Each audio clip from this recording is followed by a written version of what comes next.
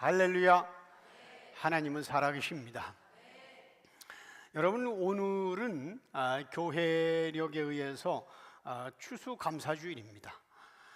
그러나 성경에서 말하고 있는 추수, 참된 추수는 이 과일과 곡식이 아니라 영혼의 추수라는 것을 예수 계시를 통해서 더 확실하게 깨닫게 되면서 우리는 율법과 계명으로 신앙생활 할 때처럼 더 이상 곡식과 과일들을 이 강단에다가 쌓아놓지 않습니다. 여러분, 찬송가 589장에 보면 넓은 들의 익은 곡식 황금 물결이지, 넓은 들의 익은 곡식, 이거 해마다 단골 메뉴로 이제 불렀습니다. 넓은 들의 익은 곡식 황금 물결이치니 추수할 것 많은 때에 일꾼 매우 적으니, 그러니까 지금 현재 다 농촌 노인네들만 해서 일꾼 적어서 어떡하나 이 생각도 하게 되는 거야 이게. 그래가지고 후렴에 무르익은 저 곡식은 낫을 기다리는데, 그잖아, 낫을 기다리는데 때가 지나가기 전에 어서 추수합시다. 그래서 추수 갖다 놨잖아. 막 싸놓고서 다 그냥 봐라 해가지고 전에는 그게 사진 찍어서 우리 교회는 이렇게 풍성하게 했다 자랑도 하고, 그러잖아요. 그러니까 전에는 이것을 곡식과 과일 추수로, 물론 어렴풋이나마 영혼 추수라는 걸 알았지만은 이렇게 눈에 보이는 거 이게 그잖아요. 전혀 반대인 말하면 쌓으면 안 되는 거예요. 원래는 안 그래요? 그래서 과일 추수로 착각하고 추수감사주일이 되면은 그렇게 셀별로, 다른 교회도 마찬가지고 뭐 어떤 막 그냥 시골에서는 백가마니 갖다가 엄청 쌓아두고 그걸 자랑스럽게 여겼는데 그게 적그리스도인 줄 몰랐어요.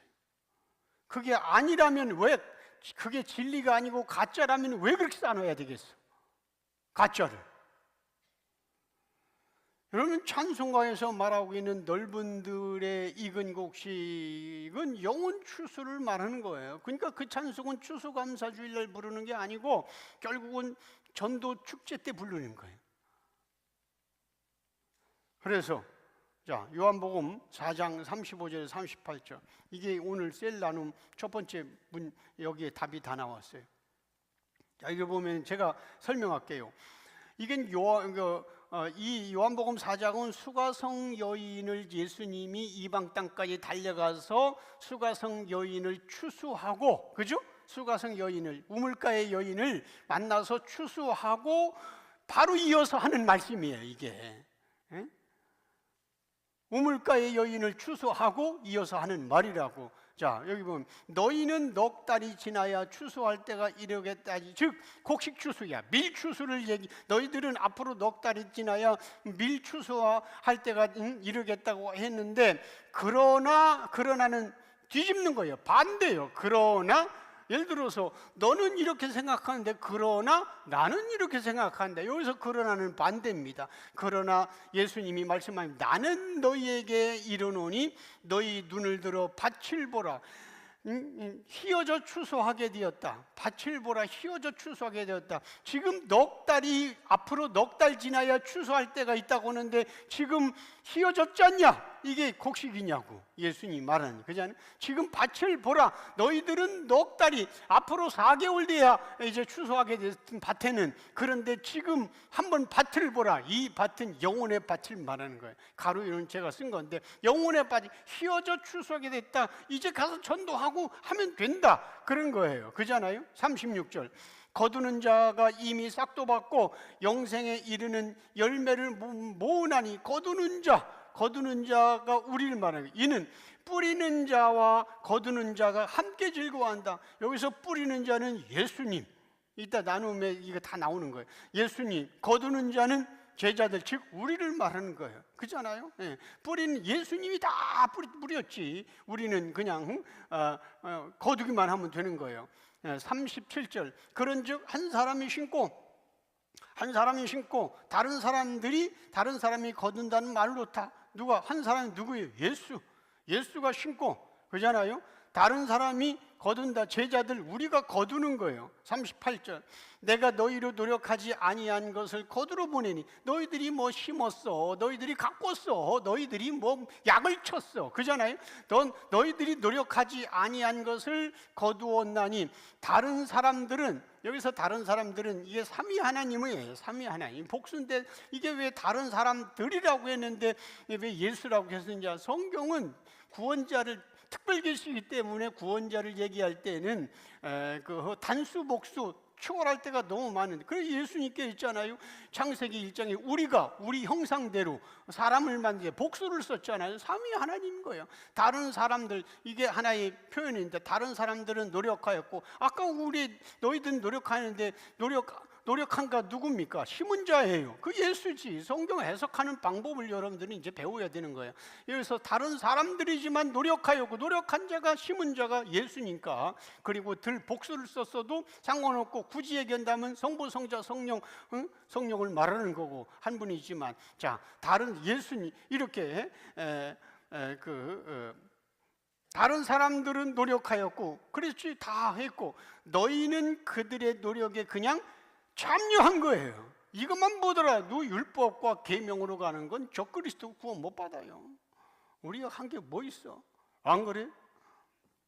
그러니까 예수님이 언급한 추수는 영혼 추수인데, 이 시대는 여전히 일반 계시 아래의 영향을 받고 있기 때문에 곡식과 과일 추수를 떠올리게 만드는 강단장식을 자랑하는 거예요. 근데 우리는 이런 어리석음에서 벗어나게 해주신 것을 지금 누리고 있고, 그래서 감사하는 거예요. 우리가 곡식 추수는 아닌데, 영혼 추수 맞는데 그냥 추수 감사, 그럼 그걸 하지 마야지. 왜? 이제 교회 나온 사람, 성경을 모르는 사람들은 추수 찬송 부를 때 저거구나 이렇게 오해하도록 하는 걸 치워야지. 안 그래? 아니라면 뭘 굳이 놓냐고. 진리를 모르니까 비진리로 종교 생활을 풍성하게 하는 거지. 이거 심각한 겁니다. 그래서 아무리 우리 교회는 예수로만 구원받는 거 외에는 얘기 안 해야 한다 할지라도 과일 갖다 놓는 건 아직 모르는 겁니다. 여러분, 이 땅에 예수님이 이 땅에 오신 목적은 다른 게 아무것도 없어요. 여러분들을 잘 되게 하려고, 우리가 이 땅에 추수를 잘해서, 추수를 다른 말로 사업 잘 돼서 목주게 하려고, 절대 그런 것 주님 오신 건 아니고, 물론 그 영혼을 살리기 위해서 때로는 있는 것도 뺏어가고 없는 것도 부어주시기도 하지만, 그거는 다 진리가 아니고, 예수님이 이 땅에 오신 목적은 딱 한 가지인데, 하나님이 어떤 분인지를 보여주기 위함입니다. 물론 하나님은 성삼위 하나님이에요. 세 분이 하나님이고, 구원을 얘기할 때는 성부 하나님, 아버지 하나님, 아들 하나님, 성령 하나님, 이렇게 이제 얘기하는 거지만, 어쨌든 예수님은 이 땅에 오신 목적은 하나님이 어떤 분인지를 보여주기 위함이에요. 그럼 왜 그 하나님이 어떤 분인지를 보여줘야 되냐면, 선악과 따먹기 이전에 아담은 하나님을 볼 수 있었고, 하나님에 대해서 어느 정도 알고 있었어. 하나님에 대한 지식을 알고 있었어요. 선악과 먹기 전인, 타락하기 이전이니까, 하나님의 영이 들어왔으니까. 그런데 선악과를 먹고 하나님을 대적하면서부터는 하나님을 볼 수도 없고 하나님에 대하여 알 수도 없는 거예요. 사라진 겁니다. 그래서 예수님은 죄로 인하여 하나님을 볼 수 없는 타락한 인간에게 하나님을 볼 수 있도록 이 땅에 내려오셨단 말입니다. 이게 굉장히 중요한 거예요. 우리가 믿는 얘기 하나지만 지금 하나님과 우주를 창조하신 걸 지금 크게 통합적으로 지금 제가 설명하고 있는 거예요.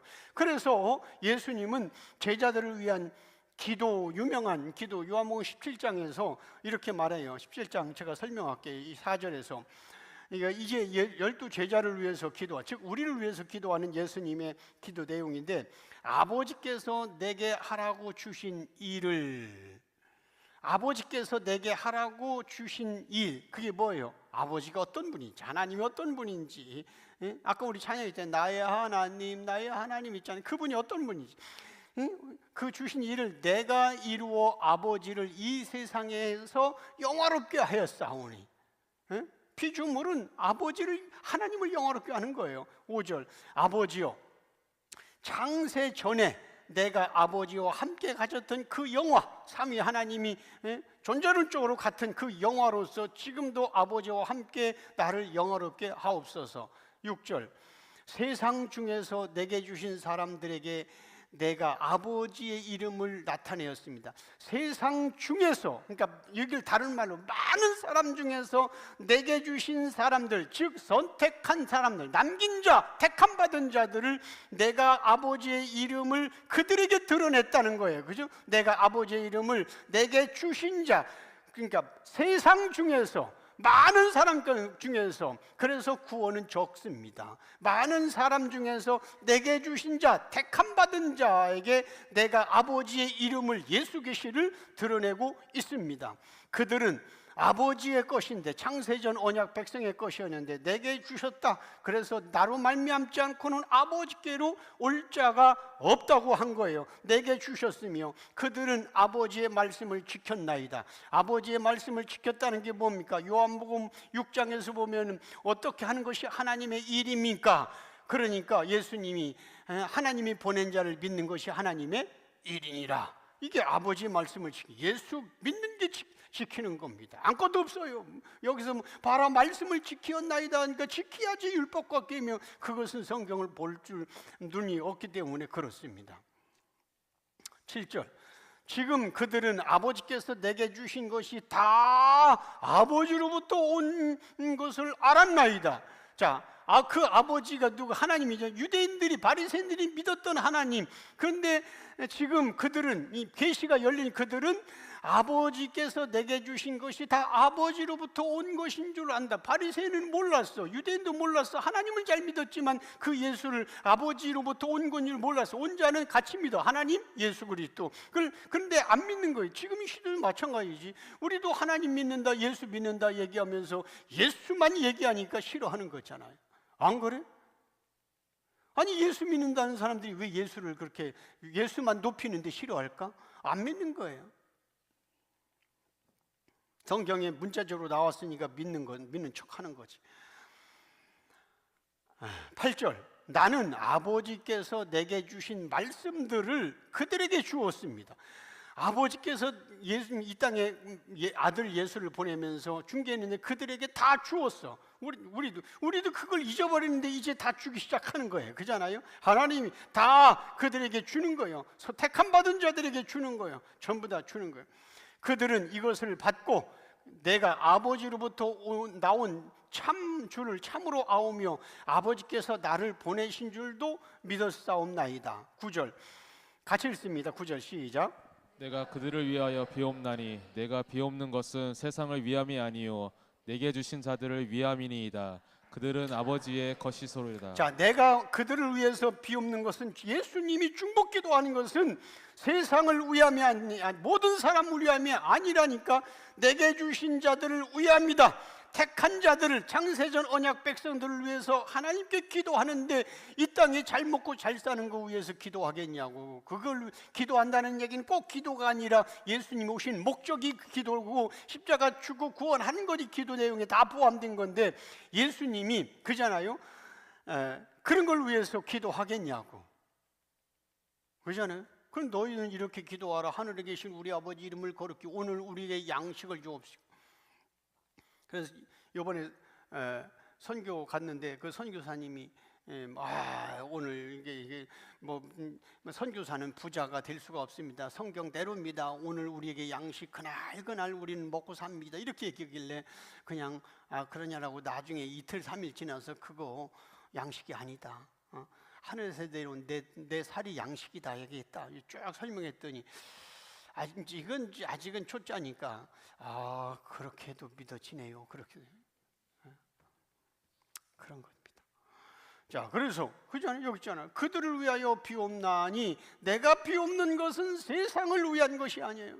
그럼 세상을 위한 것이 아니라면 결국 교회는 정치나 경제 얘기를, 특별히 교회가 정치 얘기를 해서 서로 쌈박질하는 건 예수 안 믿는 겁니다. 목사가 정치 얘기를 하고 그러잖아요. 장로나 권사들이 모여서 335 나는 민주당이야, 나는 국민의 힘이야, 여당 야당 그쪽으로 가는 건 예수님이 세상을 위해서 기도하지 않는다고 했는데, 즉 예수님이 관심 없는데 예수 믿는 사람들이 무슨 민주당이고 무슨 국민의힘이고 그래.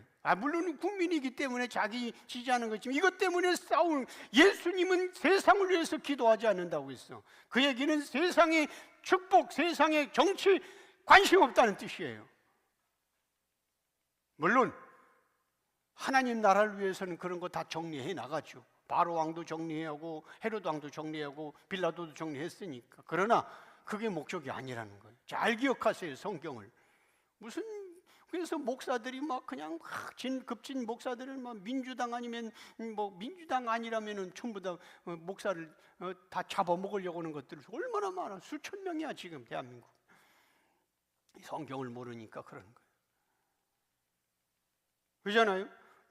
내가 그들을 위하여 비옵나니 내가 비옵는 것은 세상을 위한 것. 난 그거 아니다. 내게 주신 자들을 위한 택한 자들을 위해서 기도하는 거다.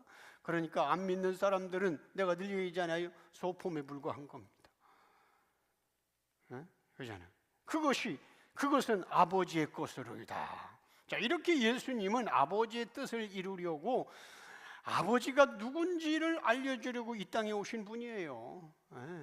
신화에 나타나는 그런 신들과 비교할 수도 없고, 그러므로 우리는 예수님을 통해서 아버지의 뜻을 찾아야지 이 땅에서 내 삶이 잘 되기를 찾으면 안 되는 겁니다. 그러니까 여러분들은 앞으로 보세요. 이게 이제 지금 남미 파라과이까지 가고 이렇게 했는데, 자 보세요. 이게 자 여기 지구야. 지구 둥그렇다고 하는데 지금 대한민국을 하나님이 마지막 쓰신다고 하는데, 대한민국에서 지금 뭐 아프리카, 멕시코 뭐 이렇게 쭉 몽골 다 가는데, 우리가 지금 요번에 우리 팀이 남미 반대 완전히 AI한테 물어봤어. 대한민국에서 지구에서 최고 먼 도시 어디냐 했더니 아르헨티나, 파라과이 나와. 그래서 땅을 파면 이쪽이에요. 그럼 여기서 이제 하나님은 한국을 지금 들어 쓴다는데 우리가 여기까지 왔어. 여러분들이 헌금과 기도를 통해서. 그러면 한국에서 계속 세상을 우리가 지구 보내서 뭐 화살표 이렇게 뻗어나가는 거 뭐 표시가 있잖아요. 쭉 그런데 이렇게 해서 여기서 여기까지 와. 여기서 또 다시 이제 뻗어나가는 거예요. 지구를 전체 감싸는 반대까지 갔으니까 이 일을 우리가 하는 거예요. 하나님. 참 얼마나 감사해요. 엄청나지 않아요? 하나님. 그러니까 여러분들은 지금도 아직도 긴가민가, 이게 예수 계시가 긴가민가 이렇게 하는 사람들이 있을 텐데, 여러분들 어쨌든 딴 거 안 하고 목사 섬기라고 하지도 않고 뭐 딴 거 하라고도 안 하니까 예수만 전하니까 일단은 여러분들은 그것만 믿고 안전하고 한번 보라고. 앞으로 이 예수 부흥의 세계가 어떻게 나타나는지 그때에 가서 이제 땅을 칠 사람이 수두룩할 거예요. 그때. 왜? 하나님이 하시는 일이니까. 그러니까 예수 계시로 자유케 된 성도들이 한 가지 놓치는 게 있어. 이제 자유하라 하니까 예수 계시로 자유케 된 성도들이 그 놓치는 게 뭐냐면 죄 짓는 것까지도 자유한다고 착각하고 있는 거예요. 여러분, 하나님은 거룩한 속성상, 하나님의 속성이 거룩이잖아요. 그럼 하나님의 거룩한 속성상 어둠을 상징하는 죄를 사랑하지 않습니다. 하나님. 이 땅의 것도, 이 땅의 모형이지만 그 죄도, 하나님 믿지 않는 것도 죄지만 이 땅의 죄도 도덕과 윤리도 죄예요. 그것도 어둠이에요. 그러므로 예수님의 보혈로 거룩하게 된 성도는 도덕과 윤리적인 죄를 짓는 것을 당연시 여기면 안 되는 겁니다. 물론 다만 예수님의 속죄 사역으로 우리가 죽을 때까지 무한 용서 받는 건 맞습니다. 내가 지난 주일날 예적고 할 때 말씀드렸는데 다시 한번 말씀드릴게요. 우리는 죄인인데 예수의 의가 전가되어서 이제 죄가 사라지고 의인이라고 인정돼서 천국 가는 겁니다. 그런데 왜 자꾸 죄인 하느냐? 만날 때마다 너무 힘들다 죄인이라는데, 자 그러면 예수의 의가 전가를 받아서 이제 우리가 의가 됐으면 예수는 전능자고 예수는 하나님이고 예수는 완벽하기 때문에 예수님에게는 모자란 게 없어요. 그럼 예수의 의가 전가되어서 이제는 내가 죄인이 아니라 의인이 됐다면 여러분들 죄를 지으면 안 됩니다. 여자를 보고 음욕을 품는 것도 죄고 형제에게 욕하는 것도 죄인데 그거 하면 안 됩니다. 왜? 완벽한 예수의 의가 왔는데 무슨 그 죄를 지어? 그럼 잘못된 거지. 그러므로 그게 아니고 예수의 의로 우리가 전가받아서 죄인이 아니라 의인 됐다는 것은 이 땅에 사는 동안의 의인이 아니라 천국 입성을 위한 의인이란 말입니다. 천국 입성을 위한 의인. 그래서 천국에 들어가서는 예수의 의가 가지고 들어가기 때문에 죄가 없고 거기엔 눈물이 없고, 요한계시록 21장 거기에는 어둠도 없고 눈물도 없고 그잖아요. 죽음도 없고 사망도 없고 심지어 태양도 없다고 했어요. 예수가 태양이시니까 요한계시록 21장에서. 그러니까 예수의 의를 전가받은 것은 천국 입성을 위한 의이고 이 땅에 사는 동안은 여전히 우리의 정체성은 죄인입니다. 이거 놓치면 안 됩니다. 어떤 사람들은 왜 죄인이라고 그래? 예수 의가 덮어졌는데 자꾸 그렇게 하는데 그럼 그렇게 살고 있냐고. 아니에요. 천국 들어가기 위한 의가 이미 와 있어요. 그래서 우리는 하나님의 자녀고 하나님의 백성이고 우리는 그렇게 이제는 자유하는 겁니다. 그럼에도 불구하고 천국 들어가기 전까지 우리의 정체성은 죄인입니다. 이거 놓치면 안 되는 거예요. 누가 물어보려면 그렇게 대답을 해야 돼. 그러니까 이단인 구원파는 그래서 예수의 의가 구원이 전가받았으니까 회개하면 안 된다. 뭐 유인됐으니까 회개했다는 건 구원 못 받았다는 뜻이다. 이렇게 해서 어리버리한 기독교는 끌고 가는 거예요. 이제 정리가 됐으리라고 생각하는 겁니다. 그래서 우리는 무한한 용서를 받지만 죄는 도덕적인 윤리적인 죄도 죄니까 어둠을 상징하는 그림자지만 주님은 기뻐하지 않습니다. 그렇다고 해서 그 죄를 지었다고 주님이 그의 구원을 삭제하느냐? 아닙니다. 그가 그 죄 가운데 빠져서 주의 말씀대로 살지 못하면 하나님은 비 오는 날 먼지 나도록 투드려 패가지고 반은 죽여놨다가 다시 돌아오게 하지 버리진 않습니다. 알아서 하셔. 서론을 간단하게 하려고 했더니 벌써 많이 했네. 하다가 또 시간 되면 그냥 끊어. 욥은 자신을 비난하는 세 친구들을 바라보면서 왜 저들은 나를 못 잡아먹어서 안달일까라는 생각이 들면서 아주 복잡한 마음이 계속됩니다. 욥은 하나님을 사랑했기 때문에 친구들이 비난하고 있는 것처럼 자신을 드러내거나 자랑하기 위해서 그동안 살지 않았고 가난한 자를 돌보지 않았습니다. 그러기에 욥은 세 친구들과의 대화가 계속되면 계속될수록 점점 지쳐갑니다. 욥을 비난하는 친구들은 자신들이 믿는 하나님의 이름을 높이면서 욥을 지금 비난하고 있지만, 그러나 저들이 정말 하나님이 어떤 분이라는 걸 아는 자라면 이렇게 정죄와 비방을 서슴없이 할 수가 없다는 것을 욥은 잘 압니다. 그럼에도 불구하고 욥은 그 세 친구들을 원망하는 마음은 없었지만, 그러나 하나님의 뜻이 무엇인지는 알고 싶었습니다. 오늘 우리가 공부할 21장에서 욥은 20장에서 친구인 소발의 그 거친 공격을 받은 후에 거기에 대해서 대답하는 내용이 21장입니다. 욥의 대답은 하나님에 대한 원망이 아니라 의인이 괴로워하고 악인이 잘 되는 이유에 대해서 알고 싶었습니다. 1절에서 4절 같이 한 목소리를 읽겠습니다. 욥이 대답하여 이르되 너희는 내 말을 자세히 들으라. 이것이 너희의 위로가 될 것이니라. 나를 용납하여 말하게 하라. 내가 말한 후에 너희가 조롱할지니라.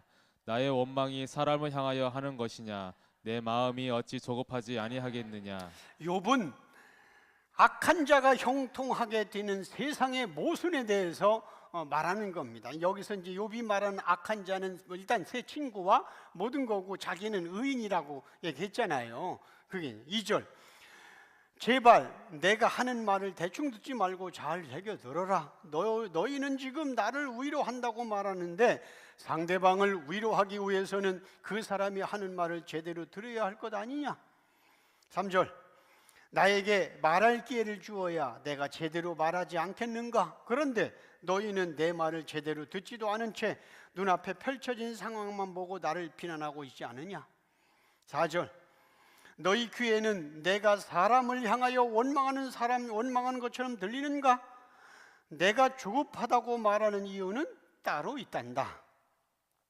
자, 세 친구가 욥을 비난했던 이유는 딱 한 가지입니다. 왜 친구들이 욥을 비난했냐면 욥은 스스로가 죄 없다고 말하기 때문에 친구들이 비난했고, 또 하나님에 대한 원망을 지금 하고 있기 때문이라고, 이 두 가지 이유 때문에 친구들이 욥을 비난했습니다. 그러나 그 친구들은 욥의 마음이 어떤지는 전혀 생각하지 않았습니다.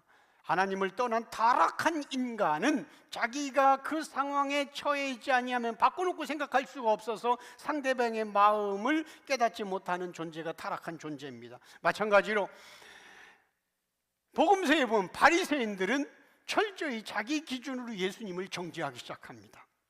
바리새인들은 율법을 지켜서 구원받는다고 굳게 믿었는데 예수님은 율법이 아니라 하나님의 아들인 예수 자신을 믿어야 구원에 이른다고 선포하십니다. 예수님과 아주 팽팽하게 대립하고 있었던 바리새인들은 1500년 동안 율법을 지켜서 구원받는다는 믿음을 토대로 해서 자신들만의 거대한 철옹성을 쌓아왔습니다. 그러기에 그 누구도 그들의 이런 영역을 침범할 수 없었고, 그들이 견고하게 쌓은 율법의 성벽을 부술 수가 없었단 말입니다. 당시 종교 지도자였던 바리새인들에게 율법과 계명을 지키는 것은 자신들의 존재 이유고 인생의 전부였습니다.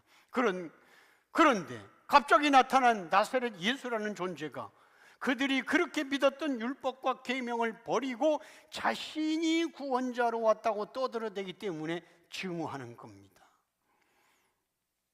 그래서 그들은 결국 자신들의 신앙을 지켜내기 위하여 1500년 동안 했던 신앙을 지켜내기 위하여 예수님을 죽이기로 결정합니다. 예수 계시를 듣기 싫어 떠난 것은 나를 죽일 수 없으니까 그냥 절이 싫으면 중이 떠난다는 속담이 있듯이 그렇게 떠나는 겁니다. 이처럼 타락한 인간은 자신의 생각이 옳다고 확신하고 판단을 내리면 그가 비록 구원자라 할지라도 거부하는 그런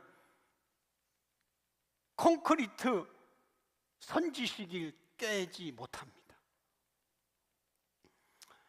오늘 본문 5절에서 10절 같이 읽겠습니다. 너희가 나를 보면 놀라리라. 손으로 입을 가리리라. 내가 기억하기만 하여도 불안하고 두려움이 내 몸을 잡는구나. 어찌하여 악인이 생존하고 장수하며 세력이 강하냐. 그들의 후손이 앞에서 그들과 함께 굳게 서고 자손이 그들의 목전에서 그러하구나. 그들의 집이 평안하여 두려움이 없고 하나님의 매가 그들 위에 임하지 아니하며 그들의 수소는 새끼를 베고 그들의 암소는 낙태하는 일이 없이 새끼를 낳는구나. 자, 지금 욥이 고난을 당하고 있어요. 이 고난을 당한, 그러니까 욥과 그의 친구들은 욥의 고난당한 상황에 대하여 보는 관점이 이렇게 서로 다른 건데, 5절, 너희는 처음에 발바닥부터 정수리까지 피부병이 생겨서 기와장으로 박박 긁고 있는 나의 모습을 보고 놀랐었다.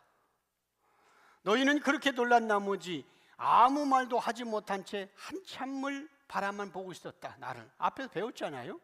6절, 나는 10명의 자식이 모두 죽었고 아내마저 떠난 지난 날을 떠올리고 싶지 않다. 그때만 생각하면 다시 불안해지고 극도의 두려움을 인하여 몸의 떨림이 멈추지 않는다. 이런 나를 보면서도 내 말에는 안중에도 없이 너희가 하고 싶은 말만 하지 마라. 7절, 오래 사는 것은 하나님이 주신 축복인데 왜 악인이 장수하고 점점 잘 되는지 나는 그 이유를 모르겠다. 8절, 너희는 악인이 점점 번성하고 그의 후손들이 성장하는 것을 보면서 그들이 즐거워하는 그 이유를 아는가? 9절, 악인의 집은 아무 일도 없이 하루하루가 평안하고 그들의 눈에는 두려움이라고는 전혀 보이지도 않는다. 뿐만 아니라 하나님은 그들의 악을 보시고도 징계를 내리지 않는다. 10절, 내 소와 양떼는 모두 불에 타고 빼앗겼는데 악인들의 손은 새끼도 잘도 나는구나.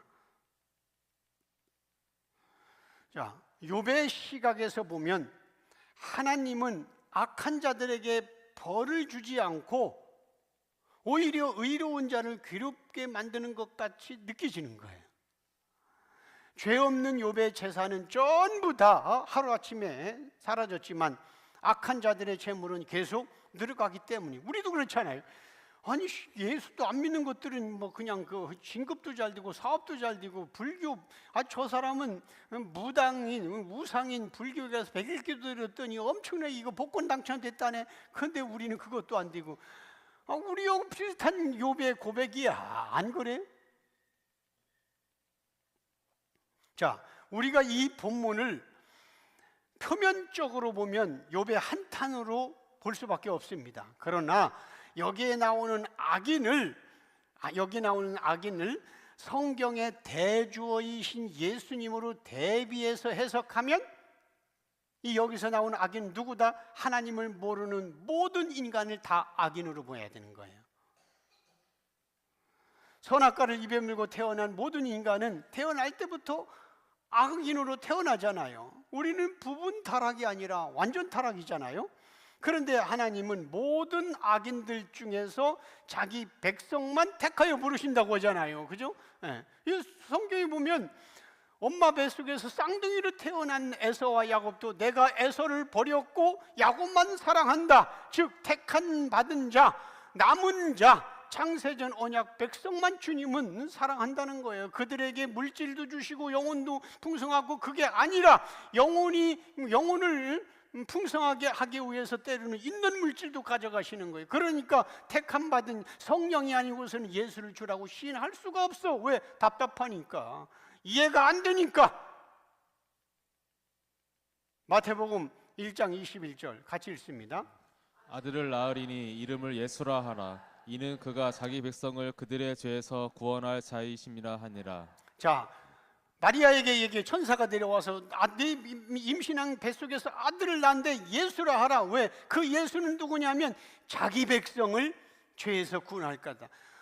세상을, 아까 있죠, 예수님이 요한복음 17장은 세상을 위한 기도가 아닙니다. 하나님 주신, 내게 주신 자를 위한 기도입니다. 그렇습니다. 예수님은 자기 백성을 구원하러 오시는 거예요. 자기 백성. 그러니까 여러분들은 교회에 몇 명 모였느냐 사이즈 생각하지 마세요. 자기 백성은 12명도 될 수 있고 10명도 될 수 있고 100명도 될 수 있는 거예요. 자기 백성. 하나님은 모든 악인들 중에서 자기 백성을 선택하시고 영원한 생명을 주시고 싶어서 의로우신 예수님을 이 땅에 보내시고 우리의 죄 때문에 고난과 십자가에 죽게 허락하셨습니다. 이 땅에 오신 예수님은 모든 악인들의 죄를 대신 짊어지시고 대속의 죽음으로 죽으셨기 때문에 저주받아 지옥에 떨어져야 할 우리는 오히려 영원한 축복을 받게 된 것입니다. 자, 오늘 본문 11절에서 16절 같이 읽습니다. 그들은 아이들을 양떼같이 내보내고 그들의 자녀들은 춤추는구나. 그들은 서고와 수금으로 노래하고 피리 불어 즐기며 그들의 날을 행복하게 지내다가 잠깐 사이에 수월에 내려가느니라. 그러할지라도 그들은 하나님께 말하기를 우리를 떠나소서. 우리가 주의 도리 알기를 바라지 아니하나이다. 젖는 자가 누구이기에 우리가 섬기며 우리가 그에게 기도한들 무슨 소용이 있으랴 하는구나. 그러나 그들의 행복이 그들의 손안에 있지 아니하니 악인의 계획은 나에게서 멀구나. 11절 보면 악한 자들은 자기 후손이 즐겁게 뛰는 것을 보면서 함께 웃는구나. 그러니까 악한 자가 너무 잘 되는 거예요. 12절, 그들의 집에서는 여러 악기 소리가 끊이지 않고 잔치를 하니까 날마다 즐거운 풍악 소리가 울린다. 13절, 그들은 그렇게 행복한 것처럼 살다가 잠깐 사이에 죽은 자들이 가는 세계로 허무하게 간다. 14절, 악인들은 하나님께 이렇게 말한다. 우리에게 아무 말도 하지 마십시오. 우리는 하나님이 어떤 말을 하시는지 알고 싶지도 않습니다. 우리는 하나님의 뜻과 하나님의 생각도 알고 싶지 않습니다. 그저 우리가 살고 싶은 방법대로 그대로 놔두시기를 바랍니다. 하나님께 이렇게 얘기한다는, 이게 우리가 전도해 보면 그러잖아요. 나 놔둬, 그냥 내 마음대로 살게. 엄마나 열심히 믿어. 지금 저 말이 그 얘기예요. 그잖아요. 네. 우리 그들은, 악인들은 하나님께 뭐라, 우리 떠나달라. 그래도 천국 가야지. 나 지옥 갈 거야. 걱정하지 마. 내가 지옥 가는 거 너 걱정하지 마. 이렇게 헛소리 하잖아요. 그잖아요. 우리가 주의 도리 알기를 바라지 않으세요? 너나 믿어, 너나 믿어. 그잖아요. 15절, 악인은 전능하신 분이 누구신지 알고 싶어 하지도 않고 전능자가 누구냐? 너나 믿어라, 너나 믿어. 내 주먹 믿어라, 주먹. 누구에게 우리가 그걸 섬겨? 여러분들 주변에 있는 사람들 그렇지, 그잖아요. 그들 뿐만 아니라 그들은 기도해도 소용없다고 생각하는 자들이다. 나 교회 10년 다녀봤어. 기도했는데 기도는 개뿔. 내가 그렇게 기도해도 응답이 없고 나 사는 거 봐라. 근데 불교 가서 내가 100일 기도했더니 우리 남편이 사업 잘 되더라. 어디서 많이 듣던 얘기 아니야? 성경은 저런 것까지 있어서 참 좋아. 응? 우리가 그에게 기도한들 무슨 소용이 있으리 하는구나. 응? 16절, 악인의 행복은 그들의 손으로 이루어내지 않았다. 그러나 내가 가는 길은 악한 자의 길과 확연히 다르다. 그렇습니다. 모든 인간은 잠깐의 인생을 자기 마음대로 즐기다가 죽음 이후에 모두 지옥 형벌에, 펄펄 끓는 지옥 형벌에 떨어져야 합니다. 타락한 인간은 하나님이 누구신지에 대하여 전혀 관심이 없기에 하나님의 생각과 하나님의 뜻을 그렇게 외면하고 내 인생은 나의 것, 그리고 세상이 주는 이 즐거움이, 짜릿함이 너무 좋으니까 거기에 취해서 사는 거예요. 그러므로 죄인들은 모두 지옥 형벌에 떨어져야 마땅한 겁니다. 당연한 겁니다. 그런데 사랑이 많으신 하나님은 용서받지 못할 죄악으로 가득한 우리를 위해서 예수님을 이 땅에 보내주셨고, 예수님은 우리의 모든 죄를 짊어지고 속죄의 죽음과 율법 완성의 의를 우리에게 전가시켜서 영원한 생명을 주셨습니다. 다시 한번, 지금 욥은 하나님이 너희들 친구들이 말하는 인과응보, 사람이 무엇을 심든지 그대로 거리라, 죄를 심었으니까 하나님이 심판하는 거 아니냐, 의를 심으면 하나님 복을 주시는 거 아니냐, 인과응보를 얘기하는데 욥은 아니라는 거, 하나님이 그런 하나님이 아니라는 거 자꾸 얘기하잖아요. 그런데 여기서 놓치지 말아야 할 것, 착각하지 말아야 할 것, 구원받지 않는 자에게는 철저하게 하나님은 인과응보입니다. 다시 말하면 선악과를 따먹고 있는 모든 인간에게 인과응보, 선악과 먹는 날에는 정령 죽으리라, 인과응보를 다 적용되는데 택함 받은 자에게는 인과응보가 아니라 용서와 사랑으로 다가가는 것을 지금 욥이 자기도 모르지만 메시아의 예언을 하고 있는 거예요. 근데 우리는 인과응보가 자꾸 아니라고 하는데 아니에요. 하나님은 먹는 날에는 정령 인과응보 맞아요. 그런데 거기에서 우리는 벗어나도록 예수의 사랑과 용서로 우리를 불러주신 것뿐인 겁니다. 예수 믿지 않는 사람들 인과응보입니다. 당연히 죄값은 사망이 떨어져야 됩니다.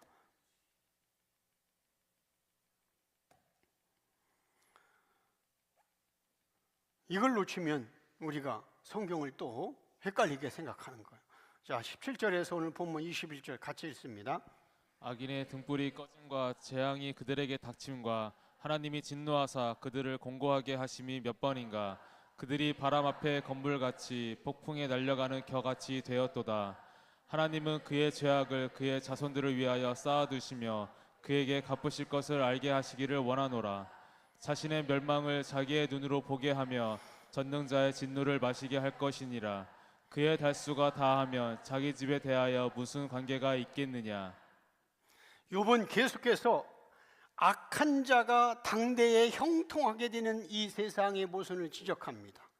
여기서 말은 아까 얘기한 대로 여기서 악한 자는 좁게는 욥의 친구고 크게는 아담의 모든 후손이 악한 자입니다. 17절, 악인의 희망이 끊어지는 이 일은 과연 몇 번이나 있었을까?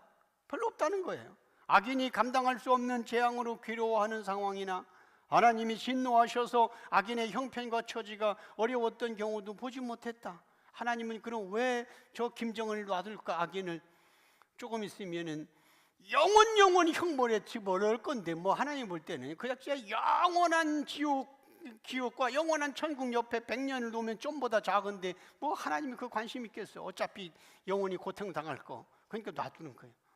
18절, 악한 자들의 인생이 견고하지 못해 환난 앞에 마른 풀처럼 날아가고 인생의 폭풍 때문에 버티지 못하는 껍데기 같은 인생이 된 경우도 거의 보지 못했다.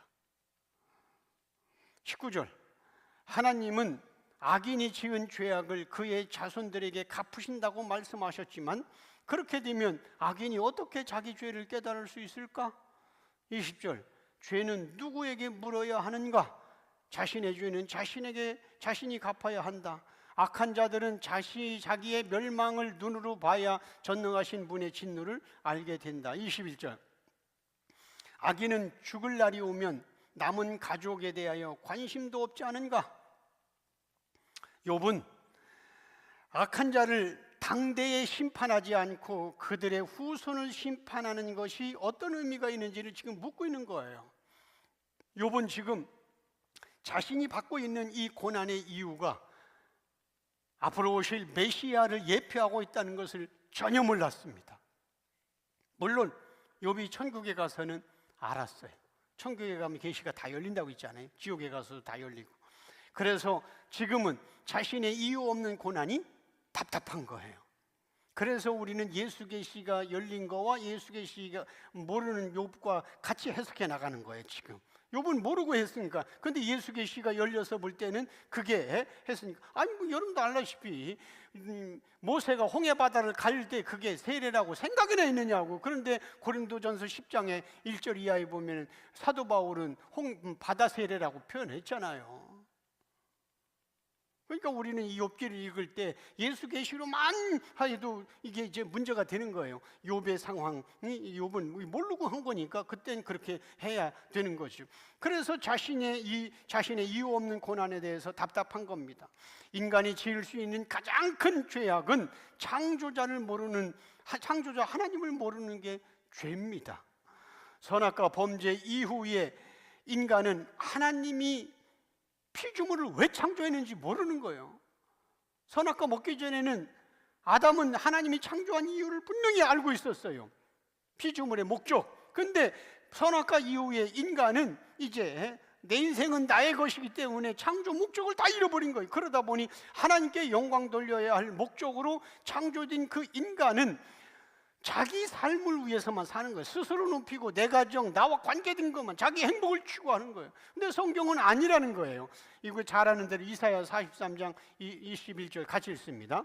이 백성은 내가 나를 위하여 지었나니 나를 찬송하게 하려 함이니라. 자, 창조 목적을 정확하게 했어요. 이 백성은 나를 위하여 지었나니, 즉 이 백성은 구원받은 택한 백성인 나를 위해서 지었나, 나를 찬송하게 하려 함이라.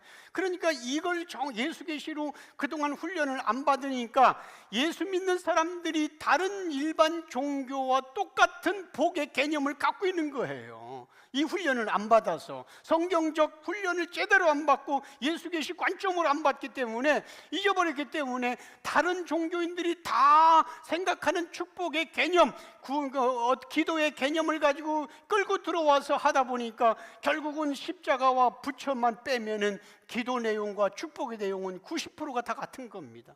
그런데 성경은 그렇게 말하고 있지 않습니다.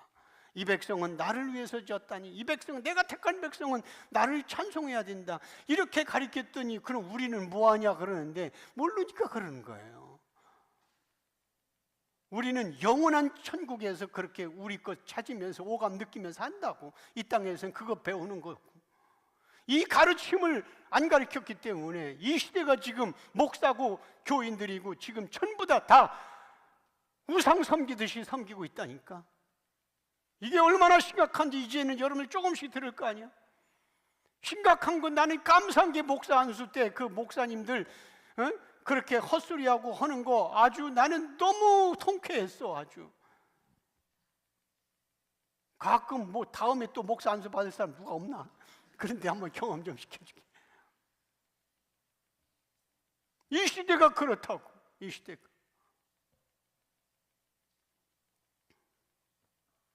하나님을 대적한 타락한 인간은 예외 없이 하나님의 심판으로 지옥 형벌에 떨어져야 하는 처지가 되었을 때에 하나님의 놀라운 지혜, 인간의 지혜가 아니고 하나님의 지혜와 사랑으로 지옥 형벌을 면하는 길은 메시아를 준비하셨다는 것을 욥도 몰랐고 우리도 몰랐습니다. 구원의 방법은 하나님의 지혜야. 인간의 방법은 이해가 안 돼. 어떻게 신이 내려와고 십자가 죽어야 되고, 이건 하나님의 지혜야.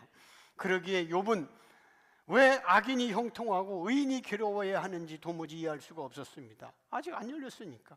그러나 여러분, 타락한 인간의 시각에서 악인과 의인이 구분하는 거지, 타락한 우리 시각에서 쟤는 착하고 얘는 나쁜 놈이야, 쟤는 악인이고 쟤는 의인이야, 이렇게 구분하는 거지, 하나님의 관점으로 보면 다 악인인 겁니다.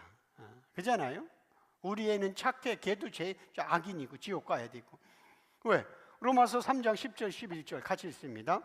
기록된 바 의인은 없나니 하나도 없으며 깨닫는 자도 없고 하나님을 찾는 자도 없고. 자, 하나님을 찾는 자가 있어요, 없어요? 없어요. 하나님이 찾아오셔. 그래서 찾아오신 거예요. 하나님을 찾는 자가 없다니까. 누가 찾아 하나님을? 여러분들이 스스로 교회 나왔다고 하나님이 부르신 거예요. 성경은 진리니까. 깨닫는 자도, 하나님 찾는 자도 깨닫는 자도 없어. 그래서 성령이 아니고서는 예수를 주라고 시인할 자가 없다. 그 예수는 일반적으로 말하는 일반 계시 예수가 아니라 특별 계시 예수이기 때문에 이 예수 계시는 성령이 아니고서는 들을 수가 없는 거예요.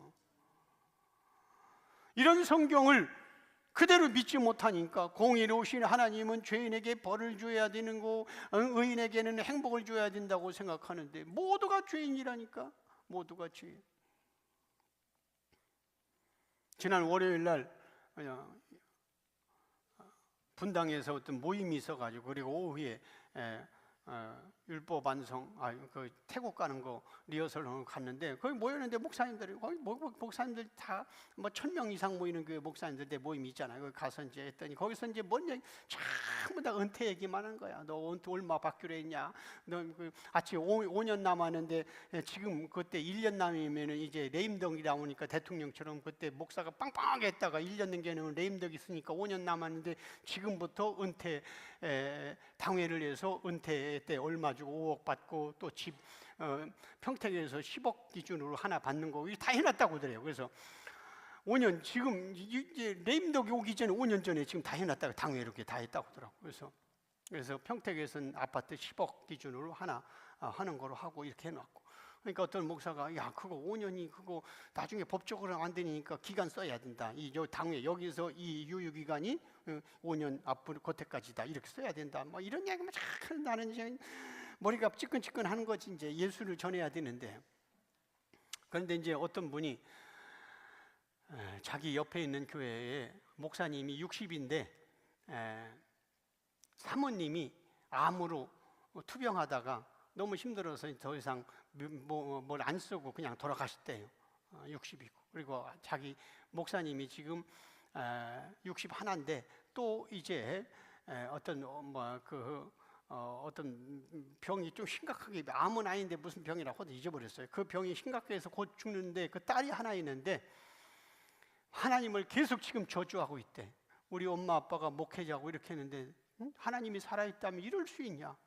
그래서 그렇게 저주하고 있다고. 그래서 뭐라고 하냐면 이렇게 얘기하면서, 그래서 애들이 우리가 은퇴했어도 쟤들한테 용돈 받으면 우리 아빠 평생 목회했는데 저렇게 거지 생활하고 자식들도 어려운데 돈 받으려고 하니까 하나님 안 믿는다고 하니까 은퇴할 때 빵빵하게 받아놔야 자식들한테 손 안 벌릴 때 이렇게 이제 논리를 펴가더라고.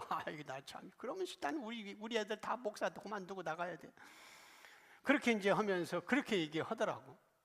그래서 내가 딱 하면서 아니 그렇게 인간적으로 하면은 그러면은 안 되지. 예수가 없어서 지금 저러는 거지. 내가 한마디 했어요. 그랬더니 또 예수 얘기한다 그러더라고요. 또 예수 얘기한다. 그러니까 이렇게 예수 계시로 가르쳐 놨으면 그 딸이 하나님에서 유크냐고. 하나님이 사랑하는 자에게, 당신의 사랑하는 자에게 세례 요한도 여자가 낳은 자 가운데 가장 큰 자라고 하는데 33살에 목 잘려 죽었고, 하나님이 천국에 너무 당신의 신부를 너무 사랑해서 부르시는 방법은 암을 보내서 부르시고, 교통사고를 차를 보내서 교통사고에 무방해서 부르시는 방법은 하나님은 워낙 전능하셔서 다양하시기 때문에 암이 걸려서 죽은 게 아니라 하나님이 불러서 간 거고, 그잖아요. 내가 잘못 없는데 저 트럭이 와서 받아서 죽었다면 너무 억울한 게 아니라 하나님은 트럭을 보내서 사랑하는 신부를 불러가신 것이고, 이게 예수 믿는 사람들의 고백이지. 이런 정리가 안 되는 거야, 목사들도. 그래서 은퇴에 5억 10억 받지 않으면 자식들이 하나님 원망하기 때문에 이거 정신 바짝 차려야 된다고 1000명 이상 모이는 목사들이 그런 얘기 나왔어요.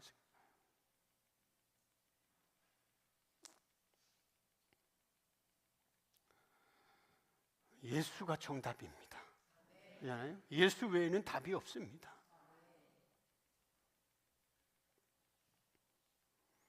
선악과를 입에 물고 태어난 인간은 의인이라고 생각하는 그 사람도 죄인이기 때문에 하나님은 죄값을 반드시 묻게 되어 있어요.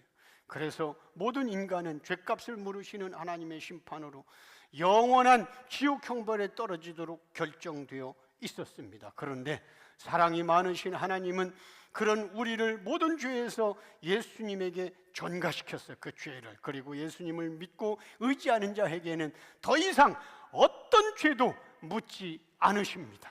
왜냐하면 예수님의 의가 전가받았기에 하나님은 예수님의 전가받은 의만 보시지 그 덮어진 그 속 내용을 안 보시는 분이에요. 우리가 지금 공부하고 있는 욥기 21장의 외침은 원래 죄악으로 심판받아 마땅한 우리들이 하나님 앞에서 겁없이 떠들어대는 심판받아야 할 그런 말들이에요. 14절 다시 한번 보세요. 악인들은 이렇게 짓거리는 거예요. 우리를 떠나소서, 우리는 당신에 대하여 알기 원하지 않습니다. 다 그런 거예요. 15절에서도 전능자가 누구이기에 내가 왜 그를 섬겨야 하는가? 나는 내 마음대로 살다가 지옥에 그냥 또 갈 테니까 제발 나에게 예수 믿으라고 권면하지 마세요. 나는 전능자를 믿지 않으니까 나보고 예배 함께 드리자고 얘기해 주면 말세요. 이렇게 함부로 떠들고 교만하게 짓거렸던 자가 바로 전적으로 타락한 인간, 우리들의 실체였습니다. 그래서 우리가 겁없이 내뱉은 대로 우리는 다 지옥에 전능자가 다 쳐넣어야 하는 겁니다. 예수님이 이 땅에 내려오셔서 알려주지 않았다면 그 누구도 하나님을 모르는 것이, 하나님을 믿지 않는 것이 죄라는 것조차 알 자가 없는 것입니다. 하나님을 떠난 것이 죄라는 것을 성령이 알려주기 전까지는 모르는 거예요. 그래서 또 다른 보혜사를 보내는 거예요. 예수님은 그것 때문에 오신 겁니다. 그러기에 인간은 스스로 자신의 죄에 대해서 깨닫고 애통하는 존재가 아닌 겁니다. 죄가 무엇인지 알지도 못하는데 무슨 애통을 하겠어요. 그런데 예수님은 이렇게 영적 무지로 죄악 가운데 살고 있는 자들을 위해서 이 땅에 내려오셨습니다. 그래서 우리를 위하여 애통해 하시는 거예요. 그게 율법 완성이잖아요. 성경에서 말하는 애통은 세상의 모든 사람들이 갖는 비통함, 슬픔 정도가 아니라 바로 죄에 대한 애통함을 말하는 것입니다. 사랑하는 부모가 죽어서 애통하는 것도 아니고 자녀가 속썩여서 공부 못해서 애통하는 것도 아닙니다. 하나님을 모르고 살다가 지옥에 떨어진 자들이 그 엄청난 지옥 형벌 속에서 자신의 죄에 대하여 영원히 통곡하고 통곡하는 아픔과 고통의 소리가 바로 애통인 것입니다. 그런데 예수님이 그 애통을 가져가신 거예요. 우리 예수님이 이 땅에 오셔서 우리의 그런 애통을 대신 가져가시고, 우리가 해야 할 애통을 대신 애통하시고, 그래서 애통하는 자가 위로를 받고, 위로는 천국입니다. 천국으로 위로를 받고 우리가 지옥에 떨어져야 할 걸 경험하기 위해서 예수님은 지옥에 3일 잠깐 갔다 오신 겁니다. 욥은 하나님이 자신에게 주신 고난에 대하여 이해하지 못해서 탄식하면서 지금 쓰고 있지만, 그러나 그 욥의 실체로 이 땅에 오신 예수님은 이 땅에서 당하는 고난의 이유를 다 알고 오셨습니다. 예수님에게 있는 100%의 인성은 이런 엄청난 죄의 무게 때문에 애통하셨습니다. 나의 하나님 어찌하여 나를 버리셨나이까. 자, 본문 22절에서 26절까지 한 목소리로 같이 읽습니다. 그러나 하나님께서는 높은 자들을 심판하시나니 누가 능히 하나님께 지식을 가르치겠느냐. 어떤 사람은 죽도록 기운이 충실하여 안전하며 평안하고 그의 그릇에서는 젖이 가득하며 그의 골수는 윤택하고 어떤 사람은 마음에 고통을 품고 죽음으로 행복을 맛보지 못하는도다. 이 둘이 매 한 가지로 흙 속에 눕고 그들 위에 구더기가 덮이는구나. 욥은 의인이 복을 받고 죄인이 벌 받는다는 세 친구들의 인과응보적 해석이 거짓된 우위로나 다름이 없다고 말합니다. 아까 말씀드렸어요. 인과응보는 맞습니다. 그런데 택한 백성들에게 적용이 안 되는 거예요. 22절, 하나님은 교만한 자들을 심판하신다. 어떤 인간이 하나님에게 옳고 그름을 따질 수 있겠는가? 23절, 어떤 사람은 죽을 때까지 기운이 넘쳐서 평생 건강하게 살다가 죽을 때에도 행복하고 평안하게 죽는구나. 24절, 그 사람은 먹고 싶은 건 마음대로 먹고 죽을 때에는 뼈마디까지 생기가 넘치더라. 25절, 그러나 어떤 사람은 행복이 무엇인지도 모른 채 힘들게 살다가 죽을 때에도 고통스럽게 죽는다. 26절, 그러나 이 두 사람의 공통점이 있는데 모든 인간은 언젠가 죽어서 무덤에 묻힌 뒤에는 살이 썩어서 구더기로 덮이는 신세가 된다는 것이다. 어떤 인간도 이러한 법칙에서 벗어나지 못한다. 그렇습니다. 사람은 이 땅에 사는 동안 여러 가지 상황에 따라서 각자의 인생을 살고 있지만 그러나 죽음 앞에서는 높고 낮음의 차이 없습니다. 옳고 그름의 차이 없이 모두 사망이라는 흙으로 돌아가게 됩니다. 그 이후에는 영원한 지옥의 심판과 영원한 생명으로 나누어져서 영원토록 죽음 없이 존재하게 되는 겁니다. 27절에서 30절 같이 읽습니다. 내가 너희의 생각을 알고 너희가 나를 해하려는 속셈도 아노라. 너희의 말이 귀인의 집이 어디 있으며 악인이 살던 장막이 어디 있느냐 하는구나. 너희가 길 가는 사람들에게 묻지 아니하였느냐. 그들의 증거를 알지 못하느냐. 악인은 재난에 나를 위하여 남겨둔 바 되었고 진노에 나를 향하여 끌려가느니라. 욥은 세 친구가 무엇을 말하고 있는지 지금 잘 알고 있어요. 27절, 나는 너희가 어떤 의도로 나에게 계속 이렇게 말하는지 알고 있다.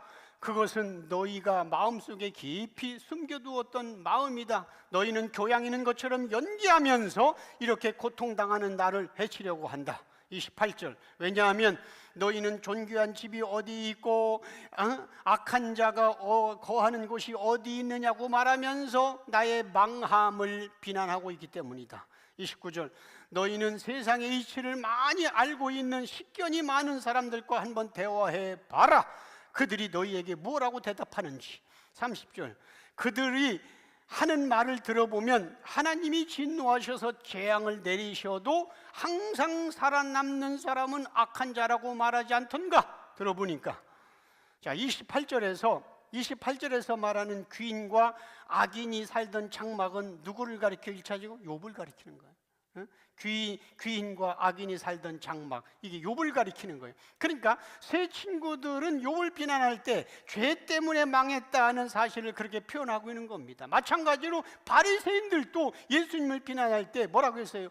저 예수는 자기가 말한 것처럼 머리 둘 곳이 없이 거지처럼 떠돌아다니는 모습과 무식한, 예루살렘에 훌륭한 사람 많은데도 불구하고 무식한 갈릴리 사람들만 모아서 제자 삼은 것은 모두가 하나님을 모독한 죄 때문에 받는 벌이라고 비아냥거렸습니다.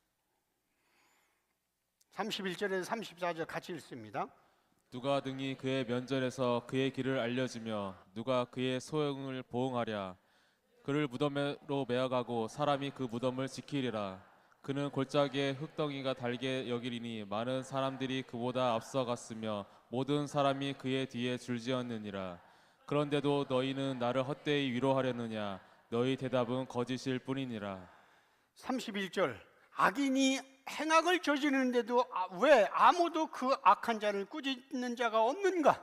왜 그의 행위대로 갚아주지 않는가? 32절, 그가 죽었을 때 시체를 베어다가 장사 지내고 사람들이 그 무덤을 지키기까지 해주는구나. 악인은 33절 그 죽은 시체에 계곡의 향기로운 흙까지 부드럽게 덮어주고 주었고 수많은 사람들이 그보다 앞서 죽었고 또한 그의 뒤를 줄지어 따라가는구나. 34절 그런데도 너희는 여전히 나를 위로한다고 말할 수 있겠느냐? 너희 대답은 전부 거짓일 뿐이다. 자, 욥은 형통하게 살고 있는 악인의 예를 들면서, 악인은 벌받아야 하는데 형통하게 잘 살고 있는 악인의 예를 들면서 세 친구가 주장하는 인과응보적인 해석은 거짓된 위로라고 지금 이야기를 하고 있는 겁니다. 욥은 하나님이 하시는 일에 대해서 감히 원망하거나 불평하고 싶은 마음은 전혀 없었습니다. 다만 하나님의 침묵에 대해서 섭섭하고 안타까워할 뿐입니다. 32절을 다시 한번 보세요. 그를, 이게 악인입니다. 그를 무덤으로 메어가고 사람이 그 무덤을 지키리라 했잖아요.